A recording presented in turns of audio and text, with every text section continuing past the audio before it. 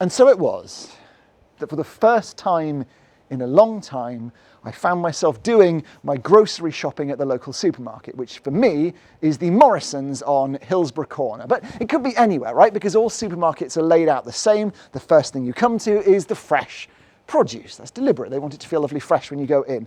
Although actually, maybe not everywhere is the same as the Morrison's on Hillsborough Corner, because they really lean into it, right?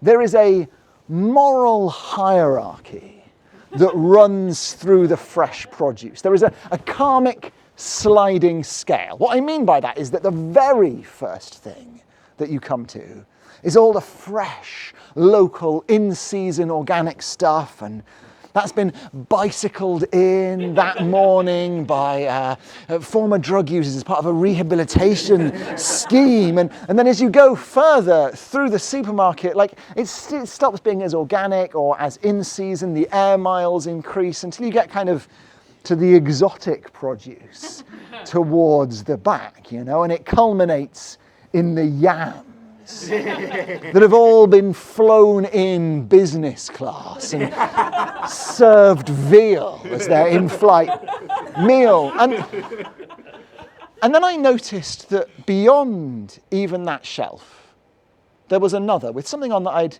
never seen before. This sort of green fruit, maybe partway between a quince and a mango. I was curious, so I went over, and then I saw that coiled in amongst those emerald orbs, there was a snake. And as I drew closer, the serpent lifted up its head and said, "Tim, this is the fruit of the tree of eternal life. If you eat it, you will be as God." And I confess I was tempted.